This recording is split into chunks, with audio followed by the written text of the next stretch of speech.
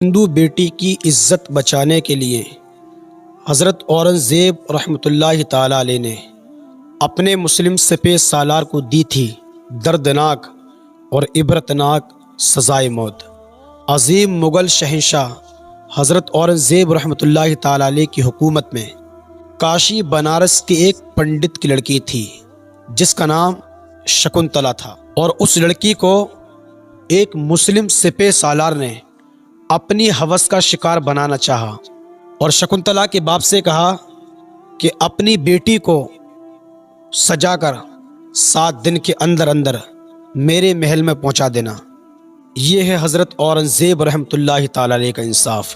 مودی جی، شمشان سے باہر آ کر دیکھیے کچھ، اسے کہتے ہیں رعایا کے ساتھ حسن سلوک کیسے کیا جاتا ہے۔ پنڈت نے اپنی بیٹی سے کہا کہ بیٹی، سپہ سالار نے یہ حکم بھیجا ہے اور ان لوگوں کے پاس بچنے کا کوئی چارہ بھی نہیں تھا، تو بیٹی نے اپنے باپ سے کہا کہ ابا جی، سپہ سالار سے کہو کہ ہمیں 1 مہینے کا وقت چاہیے، ہو سکتا ہے کہ بچنے کا کوئی نہ کوئی راستہ تو ضرور نکلے گا۔ باپ نے سپہ سالار کے پاس جا کر کہا، بھائی میرے پاس اتنی دولت تو نہیں ہے کہ میں 7 دن کے اندر اندر اپنی بیٹی کو سجا کر تمہارے محل پہنچا سکوں، مجھے آپ 1 مہینے کا وقت دو۔ سپہ سالار نے کہا کہ ٹھیک ہے، آپ کو 1 مہینے کا وقت دیا جاتا ہے۔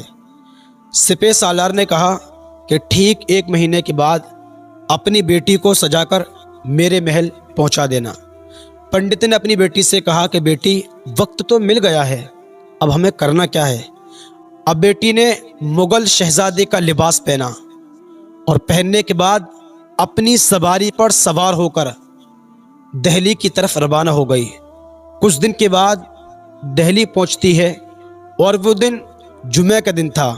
جمعہ کے دن حضرت اورنگزیب رحمۃ اللہ تعالی علیہ جمعہ کی نماز پڑھنے کے بعد مسجد سے جب آپ باہر آتے تو لوگ اپنی درخواست لے کر حاضر ہو جاتے، اور حضرت اورنگزیب رحمۃ اللہ تعالی علیہ ہر انسان سے اس کا خط لیتے اور کچھ دنوں کے بعد اس پر انصاف فرمایا کرتے تھے۔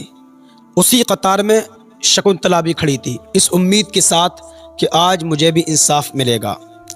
جب شکنتلا سے خط لینے کی باری آئی تو حضرت اورنگزیب رحمۃ اللہ تعالی علیہ نے اپنے ہاتھ کے اوپر ایک کپڑا ڈال لیا، اس کے بعد شکنتلا سے وہ خط لے لیا۔ تو شکنتلا نے کہا کہ شیخ، میرے ساتھ یہ ناانصافی کیوں؟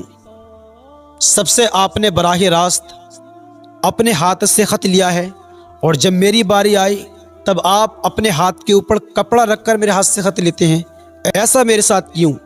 تب آپ نے کہا کہ اسلام میں غیر محرم عورتوں کو ہاتھ لگانا بھی حرام ہے، اور میں یہ جانتا ہوں کہ تو لڑکا نہیں، تو لڑکی ہے۔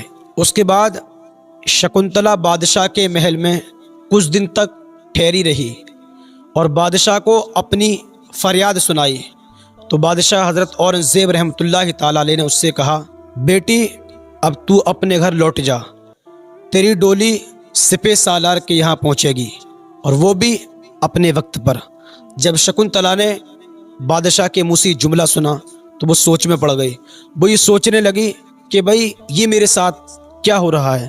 میں تو بڑی امید کے ساتھ بادشاہ کے یہاں آئی تھی۔ وہ اپنے گھر آتی ہے، اس کے بعد پنڈت نے اس سے پوچھا کہ بیٹی کیا ہوا؟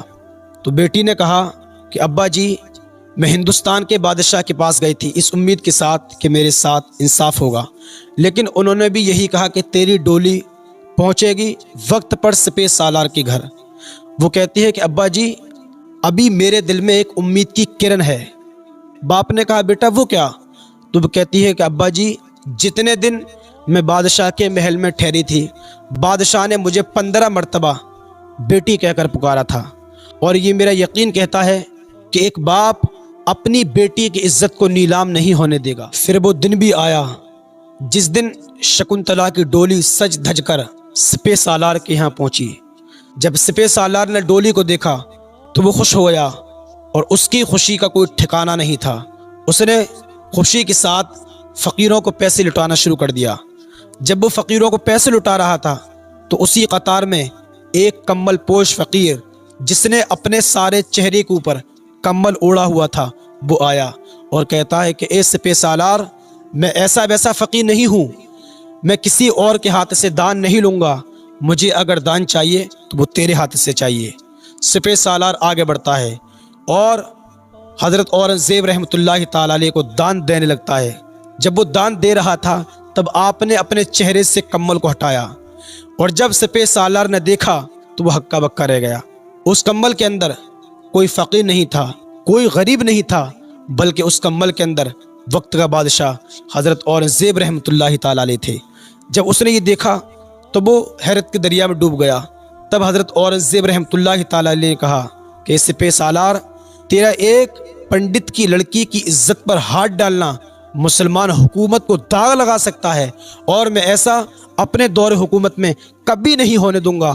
آپ نے 4 ہاتھیوں کو بلوایا، 4 ہاتھی بلائے گئے، اور ہاتھیوں کے پیروں سے اس کے پیروں کو باندھا گیا، اور چاروں ہاتھیوں کو 4 سمتوں میں دوڑا دیا گیا، اور سپہ سالار کے چر کر 2 ٹکڑے ہو گئے۔ پھر آپ نے پنڈت کے گھر میں ایک چبوترا تھا جس کے قریب آپ نے 2 رکعت نماز نفل ادا کی، اور نماز پڑھنے کے بعد آپ نے دعا مانگی کہ اللہ تعالیٰ، میں تیرا شکر گزار ہوں کہ تو نے مجھے ایک غیر مسلم لڑکی کی عزت بچانے کے لیے مجھے انصاف کرنے کی توفیق عطا فرمائی۔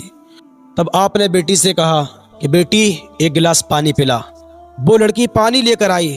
تب آپ نے کہا کہ بیٹی، جس دن سے میں نے تیری فریاد کو دہلی میں سنا تھا، اسی دن میں نے قسم کھائی تھی کہ جب تک میں تیرے ساتھ انصاف نہیں کر دوں گا میں پانی نہیں پیوں گا۔ تب شکنتلا کے باپ پنڈت جی نے اور کاشی بنارس کے جتنے بھی ہندو بھائی تھے، انہوں نے اس چبوترے کے قریب ایک مسجد بنائی، اور جس مسجد کا نام دھنیڈا کی مسجد رکھا گیا۔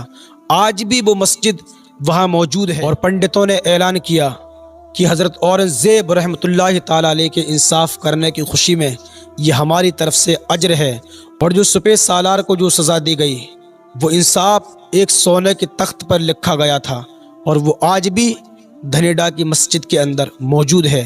اسے کہتے ہیں کہ اسلام کی پاور، اسے کہتے ہیں انصاف۔